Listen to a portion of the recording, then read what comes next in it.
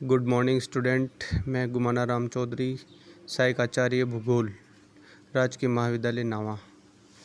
विद्यार्थियों, हमने जो हमारी पिछली कक्षा थी बीए सेकेंड ईयर, उसमें हमारा जो द्वितीय प्रश्न पत्र था आर्थिक एवं संसाधन भूगोल, उसमें हमने कृषि के प्रकारों के बारे में थोड़ी सी चर्चा करी थी और उसमें हमने जो चलवासी पशुचारण और व्यापारिक पशुपालन जो खेती थी उनके बारे में हमने अध्ययन किया था।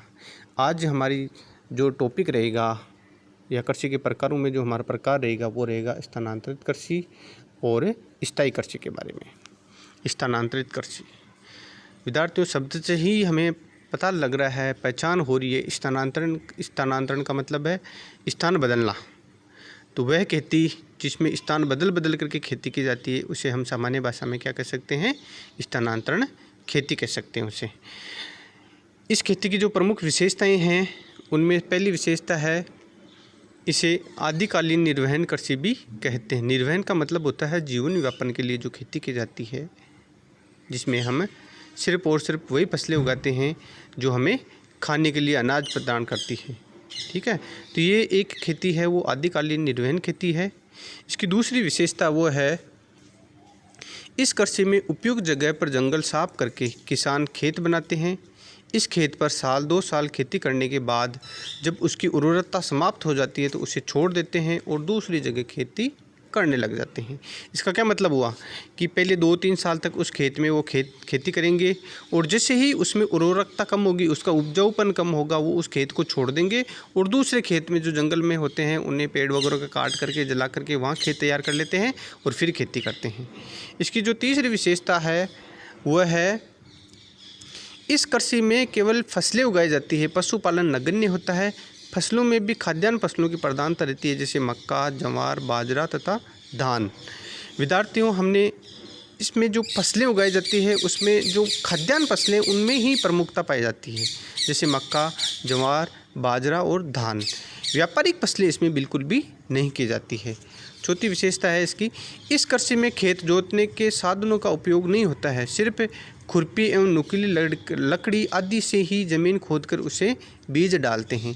इसका मतलब ये हुआ कि ये वैज्ञानिक ढंग से खेती नहीं की जाती है, यही पुरानी जो रूढ़िवादी परंपराएं बनी हुई है उसी के अनुसार इसमें खेती करते हैं, या मानव श्रम इसमें हम कह सकते हैं ज़्यादा किया जाता है, जबकि मशीनरी का उपयोग इसमें कम किया जाता है। इसकी पाँचवीं विशेषता है, कृषि की उपज बहुत कम होती है। खेत की उपज से किसान परिवार का साल भरण पोषण मुश्किल से होता है। इसमें जो प्रति हेक्टेयर उत्पादन है वो इसमें कम होता है, इतना ही उगाया जाता है कि किसान परिवार है वो अपने परिवार का भरण पोषण आसानी से कर सके। लेकिन कई बार अच्छी बारिश नहीं होने की वजह से भी ये जो भरण पोषण है वो भी बड़ी मुश्किल से होता है। छठी विशेषता, वातावरण पशुओं के लिए अनुकूल नहीं रहता है, इसीलिए यहाँ पशुओं का अभाव होता है। फलतः किसान को खेत जोतते या बोने के लिए शारीरिक बल पर ही निर्भर रहना पड़ता है। मतलब हमने जब पढ़ा था इसमें जो इसकी दूसरी विशेषता थी उसमें था कि इसमें खेत बदल कर खेती करते हैं। तीसरी विशेषता थी कि पशुपालन यहाँ पर नगण्य किया जाता है। तो फिर खेती कैसे करते हैं? नहीं तो पशुपालन किया जाता है और न ही मशीनरी का उपयोग किया जाता है। यहाँ पर मानव की शारीरिक बल का उपयोग किया जाता है। मतलब खेत जोतने के लिए मानव शरीर है वो अपने बल के द्वारा है उसमें खेत जोतने का काम करते हैं। सातवीं विशेषता, स्थानांतरणशील कृषि वाले प्रदेशों का घनत्व कम रहता है। खेत व्यक्तिगत नहीं होते बल्कि सार्वजनिक होते हैं। मतलब यहाँ पर जो जनसंख्या का घनत्व है वो भी कम पाया जाता है और यहाँ पर जो खेती करने वाले लोग हैं खेत उनका स्वयं का नहीं होता, खेत क्या होता है? सार्वजनिक होता है। आगे देखो, स्थानांतरित कृषि की शुरुआत है वो थाईलैंड से हुई थी। कहाँ से हुई थी? थाईलैंड से।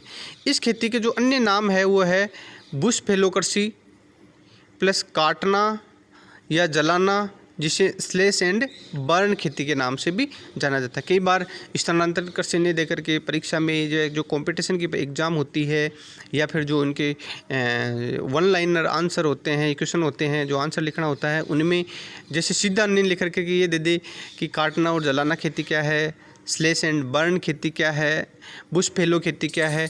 तो विद्यार्थियों, आपको कन्फ्यूज नहीं होना है, इनका मतलब है हमें स्थानांतरित कृषि के बारे में ही आंसर लिखना है। अब देखो कि ये स्थानांतरित खेती है वो कौन कौन से जगह की जाती है विश्व में, कौन कौन से इसके प्रमुख क्षेत्र हैं। प्रमुख क्षेत्रों में देखो आप, यह है कृषि दक्षिण अमेरिका के अमेजन बेसिन, अफ्रीका के कांगो बेसिन, दक्षिणी एवं दक्षिणी पूर्वी एशियाई द्वीप, विषम उच्च भागों में इस प्रकार की खेती की जाती है। और इस प्रकार के जो खेत होते हैं, ये खेती करने के जो खेत होते हैं या जोत होते हैं, वो अधिकतम 2 हेक्टेयर के होते हैं। कितने होते हैं? 2 हेक्टेयर। कई जगह इससे बड़े भी हो सकते हैं, लेकिन हम एवरेजली कह सकते हैं कि औसतन है वो 2 हेक्टेयर के होते हैं। इसके बाद में जो स्थानांतरित कृषि है, उनको अलग अलग देशों में अलग अलग नाम से जाना जाता है। विद्यार्थियों, इसमें भी कंपटीशन में बहुत सारे क्वेश्चन पूछे जाते हैं। स्थानांतरित कृषि को कौन से देशों में किस किस नाम से जाना जाता है, तो कंपटीशन के हिसाब से भी आपको इसको तैयार करना साथ साथ से, क्योंकि आने वाले समय में आप कंपटीशन की तैयारी भी करोगे। सेकेंड ईयर चल रही है, फाइनल होगी, तो फाइनल के बाद में आप जैसे ही ग्रेजुएशन कंप्लीट होती है, तो आपकी कोई भी एग्ज़ाम हो, चाहे वो RS का एग्ज़ाम हो, चाहे वो सब इंस्पेक्टर का एग्ज़ाम हो, चाहे पटवारी ग्राम सेवक का एग्ज़ाम हो, कोई सा भी एग्ज़ाम हो, तो उस प्रकार के एग्ज़ामों में भी इस प्रकार के क्वेश्चन पूछे जाते हैं स्थानांतरित कृषि से। तो देखो, सबसे पहले देखते हैं हम लाओस व वियतनाम में इसे रे के नाम से जाना जाता है। मेडागास्कर में इसमें टावी के नाम से या तवी के नाम से जाना जाता है। कांगो में इसे मसोले के नाम से जाना जाता है। विषुवत रेखीय अफ्रीकी भागों में इसे फेक के नाम से जाना जाता है। पश्चिमी अफ्रीका में इसे लोगन के नाम से जाना जाता है। मेक्सिको में इसे कोनुरुल या कोमिले के नाम से जाना जाता है। ग्वाटेमाला और मेक्सिको में इसे मिल्पा के नाम से जाना जाता है। मेक्सिको एवं मध्य अमेरिका में इसे मिल्या नाम से जाना जाता है। ग्वाडेलूप में इसे इलाची के नाम से जाना जाता है। वेनेजुएला में इसे कोनुको या कोनेको के नाम से जाना जाता है। ब्राज़ील में इसे रोको के नाम से जाना जाता है। युगांडा और जाम्बिया या जिम्बाब्वे में इसे चेतेमिनी के नाम से जाना जाता है। फिलीपींस में इसे केगिन या चेनकिंग के नाम से जाना जाता है। म्यांमार में इसे तुंगिया के नाम से जाना जाता है। श्रीलंका में इसे चेना कहते हैं। थाईलैंड में इसे तमराई कहते हैं। मलेशिया और इंडोनेशिया में इसे लदांग के नाम से जाना जाता है। और इसमें जावा और मलेशिया में हुमा के नाम से जाना जाता है। और सूडान में इसे हमें न्यागसुन के नाम से जाना जाता है। क्या कहते हैं? नगासो के नाम से जाना जाता है। इसी प्रकार भारत में जो अलग अलग स्टेट है, उनमें भी इसे अलग अलग नामों से जाना जाता है। जैसे भारत में झूमिंग खेती को कौन से राज्यों में कहते हैं? इसे झूमिंग कहते हैं इसे उत्तरी पूर्वी राज्य वही असम, मेघालय, मणिपुर, त्रिपुरा, मिजोरम, नागालैंड, अरुणाचल प्रदेश, इस प्रकार के क्षेत्रों में इसे किस नाम से जाना जाता है? उत्तरी पूर्वी राज्यों में झूमिंग खेती के नाम से।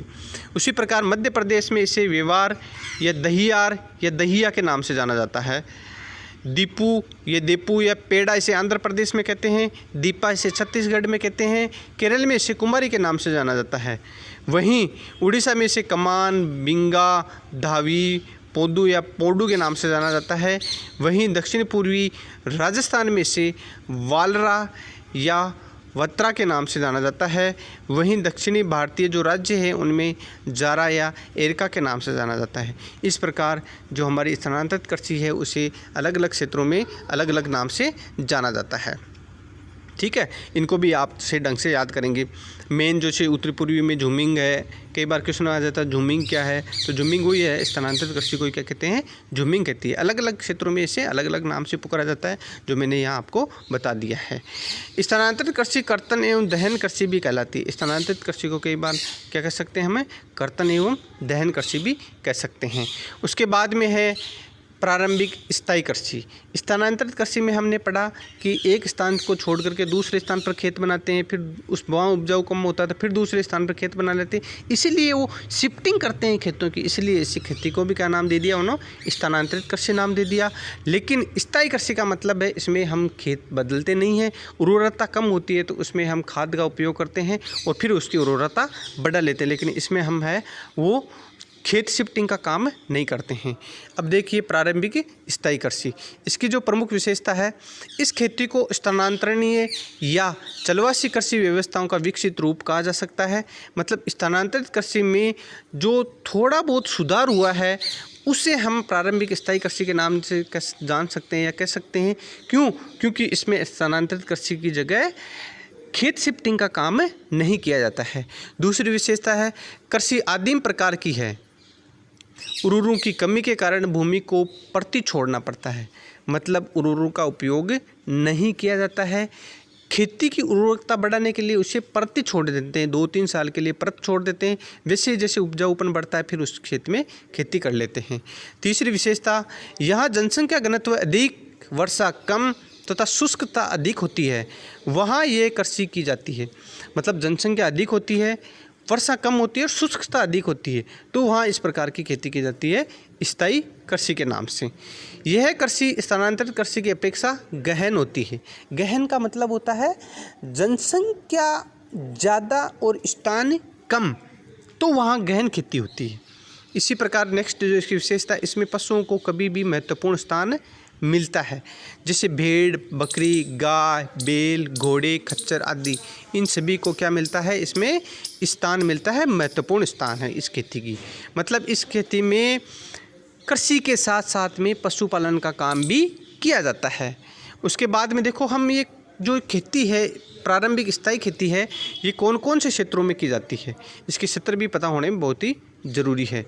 जैसे पहला है मध्य अमेरिका के पठारी एवं पहाड़ी भागों में, दूसरा है पश्चिमी द्वीप समूह के कुछ द्वीपों में, तीसरा है एंडीज श्रेणी के उष्णकटिबंधीय भागों में, चौथा है घाना, नाइजीरिया, केनिया एवं पूर्वी अफ्रीका के पठारी भागों में, पांचवा क्षेत्र है वो है हिंद, चीन एवं पूर्वी द्वीप समूह के बिखरे हुए द्वीपीय भागों में।